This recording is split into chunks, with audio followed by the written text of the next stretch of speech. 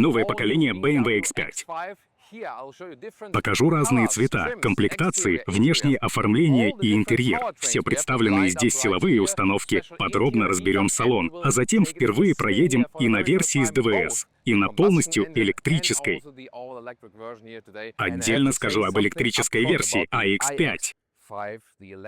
Проверим в движении расход и реальный запас хода. Даже меня, а такое бывает нечасто. Результат крайне удивил. Результат действительно важный. Скоро расскажу подробнее. Начнем справа. Здесь подключаемый гибрид, одновременно это версия M-Performance. Обычный подключаемый гибрид тоже будет, а версия M-Performance получит еще больше мощности. Последней версии в Северной Америке не будет. Возникает вопрос, почему? Рынок Северной Америки получит M-Performance прежде всего с чисто бензиновым V8, который выйдет позже. Как вы думаете, какую версию мы сейчас видим? Правильно, полностью электрическая. Эта зона здесь полностью закрыта. Это единственное внешнее отличие. Главный факт — батарея здесь на 141 киловатт-час, огромная. Официальный цикл EPA обещает 435 миль, то есть примерно 700 километров. На трассе едем примерно 100 километров в час. Это обнадеживает. Дальше у нас версии с обычным ДВС. Бензиновая версия на 400 лошадиных сил, 5,3 до 100 и оснащена знаменитой рядной шестеркой на 3 литра. Внешние отличия есть, но общий принцип такой. Независимо от силовой установки, все версии должны выглядеть примерно одинаково. Штатная подвеска уже адаптивная. В пакете M-Sport настройка становится плотнее и немного спортивнее. Опция — адаптивная пневмоподвеска. Европейский пакет — пневмоподвеска и задняя подруливающая ось до 3,5 градусов. Тогда задние колеса поворачиваются противоположно передним. Рынок Северной Америки не получит подруливающую заднюю ось, кроме версии M-Performance. Эта опция для них доступна. Электромобили, подключаемые гибриды и версии M-Performance также могут получить активную стабилизацию кузова в поворотах. 4 метра 99 или 197 дюймов. Практически столько же, сколько раньше. 21, 23. Золотая середина на 22. Особенно важно это для электрического iX5. Начиная с колес на 22 дюйма шины становятся шире. База спереди 255 миллиметров, здесь 275. Разница 20 миллиметров. При этом задние шины становятся шире на 30 миллиметров. Ключевой момент для электрической версии — максимальный запас хода будет на колесах в 21 дюйм. Особенно важно для электромобиля. Комфорт тоже будет немного выше. Теперь подробнее о характеристиках модели iX5. Полезная емкость батареи — 141 киловатт-час. Полезная емкость стала чуть больше. Из батареи выжили еще немного. Итоговая цифра — 141 вместо 140. Параметры первых студийных прототипов иногда еще меняются. Теперь у нас окончательные цифры. Максимальная мощность зарядки постоянным током теперь достигает 460 киловатт. Очень солидно. Нажимаем, лючок открывается. Перед нами американская спецификация. Европейская версия разделяет разъемы переменного и постоянного тока. Переменный ток до 22 киловатт штатно. Постоянный ток 460 киловатт. Диапазон от 10 до 80% 23 минуты. Батарея на 141 киловатт-час огромная, поэтому результат действительно впечатляет. Официальный европейский цикл ВЛТП обещает 845 километров. Реальный запас хода будет меньше. Городской режим это допускает. Гораздо важнее запас хода на автомагистрали. Американский цикл EPA дает 435 миль, то есть около 700 километров. Такой запас хода уже выглядит реалистично. Опыт с другими машинами по циклу EPA это подтверждает. Трасса 100 километров в час. Для iX5 на трассе я ожидаю больше 600 километров, возможно, больше 400 миль.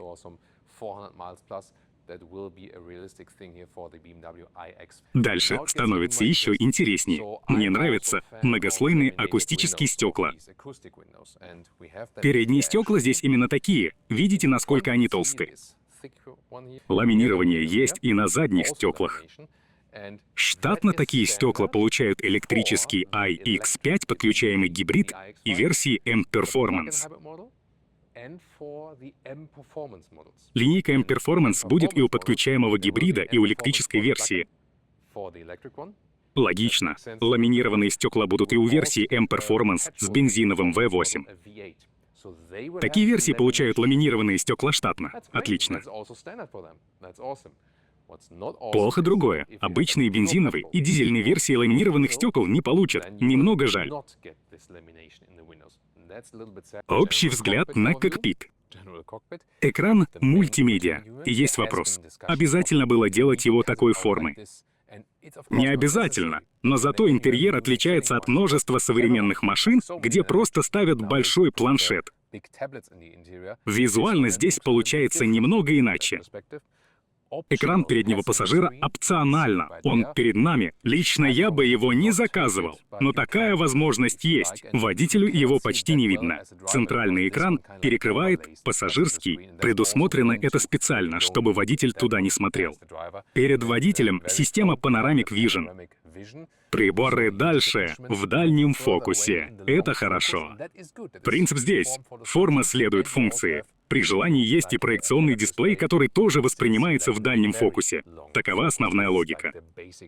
Дальше очень интересный момент. Эти сиденья штатно идут с пакетом M-Sport. Название базового сиденья Sport Seat. Именно оно дает хорошую боковую поддержку. Материал называется веганза. Натуральной кожи здесь нет. Он мягкий и качественный, с перфорацией для пассивного охлаждения. M-Sport добавляет сверху вставку из алькантары. Выглядит здорово. Только что я поговорил с руководителем проекта. И он говорит, что глубина подушки в важной зоне под седалищными костями одинакова и у базового Sport Seat, и у опционального мультифункционального сиденья. Мультифункциональное сиденье тоже бывает с веганца или натуральной кожей. Оба материала доступны. Мультифункциональное сиденье бывает с вентиляцией. Она для меня действительно важна. Все это входит в пакет. Мультифункциональное сиденье дает вентиляцию, электрорегулировку передней части подушки и подголовника. Последнее мне не так важно. Вентиляция мне важнее. Базовое спортивное сиденье тоже очень нравится. Комфорт здесь действительно отличный. Подушка в зоне седалищных костей очень глубокая. Подходит и для дальних поездок. Сиденье в базе уже удобное. Материалы без натуральной кожи тоже очень качественные. Лично я тогда выбрал бы мультифункциональное сиденье с веганза ради вентиляции. Теперь задние сиденья тоже интересно. Сидушка здесь очень мягкая, даже неожиданно. Комфорт сзади действительно отличный. Под седалищными костями удобно, а подушка немного изогнутая. Выглядит немного необычно, но на деле очень удобно. Ранее мы как раз обсуждали разницу между iX3, iX5 и GLC. Комфорт второго ряда как раз отвечает на вопрос, зачем вообще переходить в сегмент выше. Более удобная посадка сзади. Комфорт от меня действительно удивил. Также сравниваем с прошлым поколением. Главное отличие от прошлого поколения, на мой взгляд, заметно более комфортная посадка сзади. Очень интересно. Багажник iX5 655 литров, у ДВС 650. Только подключаемый гибрид, ступенька и 525 литров. Потеря объема у гибрида приходится на высоту, остальные версии почти одинаковы. Давайте измерим ширину багажника. 1,10 м или 43 дюйма. Очень широко. От iX3 отличается. Длина 1,5 м или 42 дюйма. Тут у нас 29 дюймов. или 74 сантиметра. Полная длина со сложенными сиденьями 74 дюйма, почти 1,90 м. Начинаем поездку на бензиновой 3-литровой шестерке. Режим «Спорт», разгон с 30 до 45. Получилось быстро. Мощность 400 лошадиных сил, разгон до 100 км в час, 5,3 секунды. Главный вопрос поездки — насколько машина отличается от X5 прошлого поколения? Двигатель нам знаком, хотя его, конечно, доработали. Подвеска здесь новая, и шасси тоже переработали. Едем на пневмоподвеске.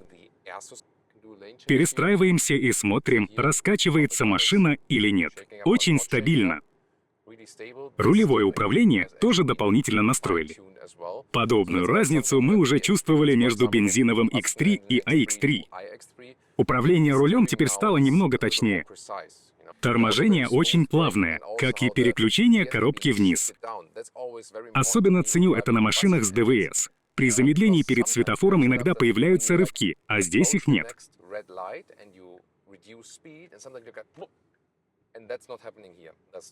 Плавность движения для автомобиля с ДВС для меня очень важна. Обе настройки здесь жизнеспособны. Лия, вероятно, выбрала бы комфортный руль, а я — спортивный. Подвеску оставил бы в комфорте. Переключение в спорт дает хорошо заметную разницу. Мелкие движения кузова тогда ощущаются сильнее. Мелкие неровности уже чувствуются. В режиме «Спорт» ход становится немного жестче. Настройка гибкая, можно выбрать «Спорт». Подобное умеет GLC EQ. Пневмоподвеска Mercedes обычно настроена более плавно и раскачивающе, а BMW уже в комфорте ощущается чуть спортивнее. Интересно, что одна платформа рассчитана на все силовые установки, и это каким-то образом чувствуется. Бензиновая версия будет самой легкой. Разница с электрической составит примерно 400-500 килограммов. Дальше проверим это в электрической версии. Уже сейчас могу сказать, этот X5 едет немного больше как электромобиль, чем раньше. Отрицательного смысла здесь нет, речь именно о плавности. Главное ощущение по сравнению с прошлым поколением — машина стала немного более рафинированной. Разгон и торможение проходят спокойнее. Ход чуть плавнее. Кстати, указатель поворота забавно нажимать. Рулить теперь определенно интереснее, и подача мощности тоже нравится. Полный привод настроен так, чтобы по-другому выталкивать машину из поворота. Чувствуется явный заднеприводный акцент. Многие производители переходят на другие схемы полного привода, даже на машинах с ДВС, в том числе из-за норм выбросов и новых технологий. На выходе из поворота явно чувствуется акцент на заднюю ось. Новое поколение кажется мне более рафинированным и более уверенно стоящим на дороге. Обычно я говорю, машина едет очень надежно и уверенно. Здесь она ощущается еще более собранной. Характер не настолько спортивный, чтобы страдал комфорт, но управлять машиной интереснее, чем большинством кроссоверов. Инженеры рассказали, что одна из целей — сделать так, чтобы автомобиль ощущался меньше своих реальных размеров. По-моему, получилось, кокпит и рулевое управление ощущаются почти как в знакомом нам iX3. Представьте, что вы не видите салон и оцениваете только движение машины. Сможете отличить iX3 от X5 или iX5? Илья отвечает: нет. Обычно переход в более высокий сегмент чувствуется сразу. Машина крупнее, массивнее, пусть и роскошнее, но все равно более громоздкая. Электрический iX3 в тесных поворотах все же маневреннее. Тишина тут впечатляет, хотя у бензиновой версии ламинированных стекол быть не должно. Ламинирования нет. Ожидаемо. Обычные стекла все равно довольно толстые, а скоро мы выедем и на автомагистраль. Уже без ламинирования здесь тихо, поэтому особенно интересно пересесть в iX5 для сравнения. Двигатель почти не слышно, пока действительно сильно не нажмешь газ. Я тут подумал, почему ламинированные стекла не предложили и здесь. Бензиновой версии они тоже, по-моему, пригодились бы. Минимум можно сказать одно. Даже без них в салоне уже тихо. Поездка на новом X5 мне действительно нравится. Особенно интересно сразу сравнить с iX5. Дальше будет и участок автомагистрали. Теперь едем на электрическом iX5 и включаем спорт. Боковая поддержка немного поджалась. Здесь уже мультифункциональные сиденья Веганза, и зона под седалищными костями ощущается комфортнее. Разгон от 0 до 40 миль в час. Трасса свободна. Поехали, держитесь крепче. Режим спорт подходит. Разгон до 100 — 4,7 секунды. Не проверяем. Уже 40 миль в час. Фактически, это разгон от 0 примерно до 60 км в час. На мой взгляд, динамики вполне достаточно. Например, GLC EQ еще быстрее, но больше мощности здесь действительно не нужно. Интересно сравнить ход. Здесь тоже пневмоподвеска и 22-дюймовые колеса. Насколько иначе машина едет? Разницу в массе тоже получится почувствовать. Пока не чувствуется, проверим дальше в поворотах. Лия отмечает плавную остановку. Хороший момент.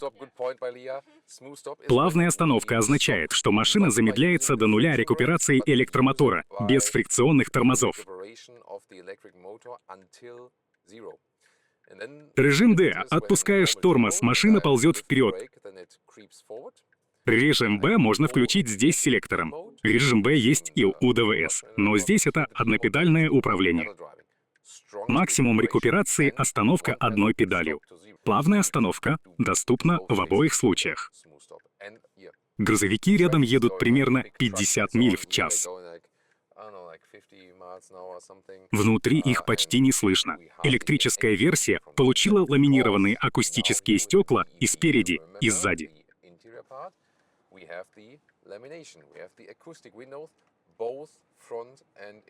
Перед нами снова прототип, поэтому некоторые элементы пока закрыты. Предлагаешь интерстейт? Поехали. Электромобиль на автомагистрали особенно интересен из-за будущей проверки расхода. Пока же здесь невероятно тихо. Бензиновая версия без ламинированных стекол тоже уже была очень тихой. Меня удивило, как удалось получить такую тишину без ламинирования. И мы нашли новую интересную информацию специально для зрителей Автогефюр.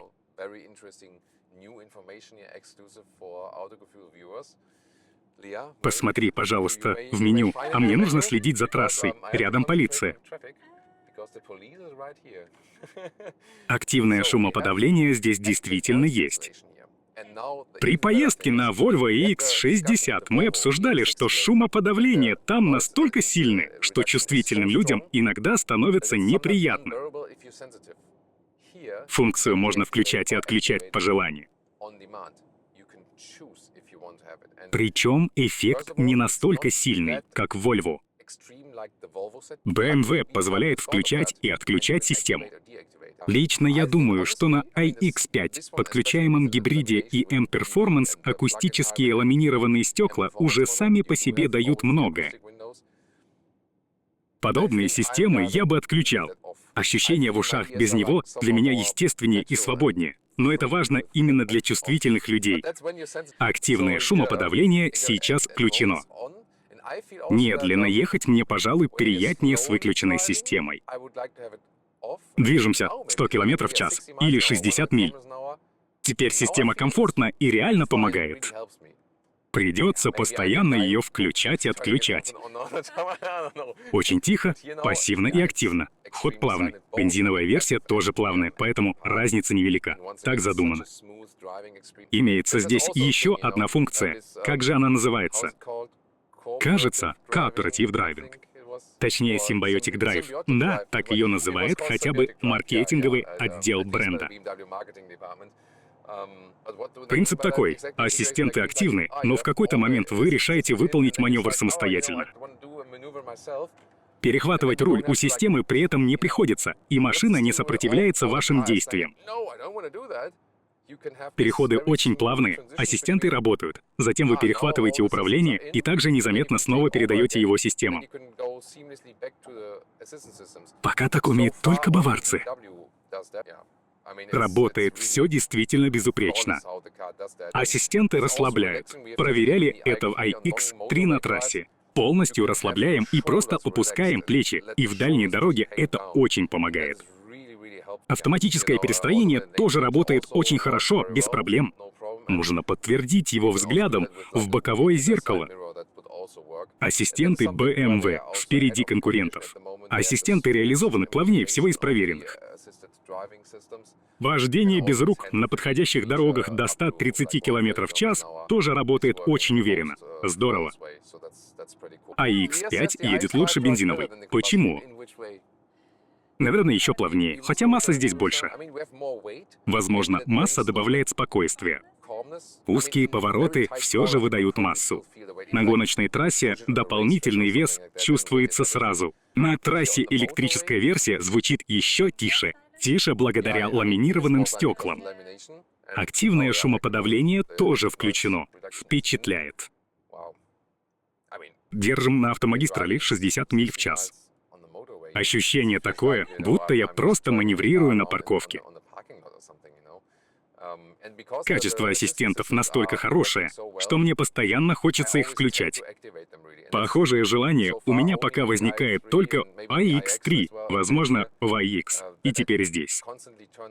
Другие машины чаще хочется вести самому. Иногда после проверки ассистентов Лиа говорит: «Томас, тест закончен. Дальше езжай сам, у тебя плавнее». Новые ассистенты BMW единственные, про которые Лиа говорит: «Оставляй включенными». Даже пассажирам ей комфортно, и она доверяет машине. Это действительно важно. Получается очень плавно и тихо, помогает и пассивная шумоизоляция, и активное шумоподавление, и работа ассистентов. Спонтанных корректировок влево-вправо больше нет. Коррекции выполняются очень плавно. Можно просто дать машине делать свое дело. А рулить самому при этом по-прежнему интересно. Разгон при желании более взрывной. Рекуперацией или обычным тормозом можно очень точно дозировать замедление и вести машину максимально плавно. Несмотря на размеры и массу, управление можно точно настроить под себя. Проезжающие рядом машины почти не слышны, даже трудно поверить. Приходится смотреть, откуда они появляются, потому что на слух их почти не замечаешь. Шумоизоляция отличная. Теперь проверим эффективность и реальный запас хода электрического iX5. Обстановка очень хорошая. По магистрали мы ехали примерно 60 миль или 100 км в час. Температура 35 градусов Цельсия или 95 по Фаренгейту. Для электромобиля это хорошо. Кондиционер почти не влияет. Горячий воздух менее плотный, батарею не нужно греть, и, вероятно, сейчас почти не нужно охлаждать. Условия практически оптимальны. Даже лучше ожиданий. Условия оптимальны. Холод и скорость уменьшают запас хода. При такой температуре и скорости расход 18 киловатт-часов на 100 километров или 3,45 мили на киловатт-час. Реальный запас хода без уловок 780 километров или 490 миль. Результат даже выше американского цикла. Немного более холодная погода все равно позволит легко выйти на реалистичный показатель по этому циклу. Гораздо холоднее и быстрее на немецком автобане 80-90 миль или 130-140 км в час. Результат снизится, но все равно, вероятно, останется выше, чем у очень многих, возможно, у большинства электромобилей.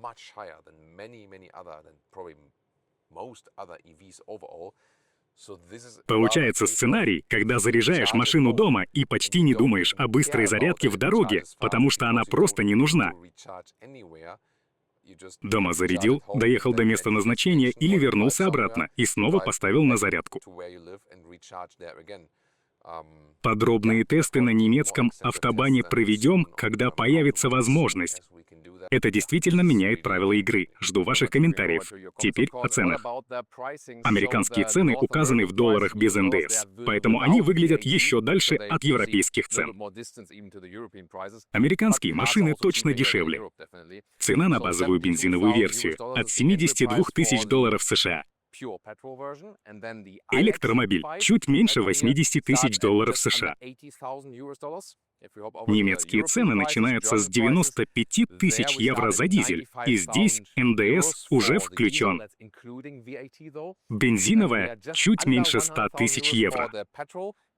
Электрический iX5 немного больше 100 тысяч евро, что, например, в Германии важно из-за специального налогового правила. Возможно, этот момент еще обсудим с нашими немецкими коллегами. Остается вопрос, сколько придется доплатить за опции.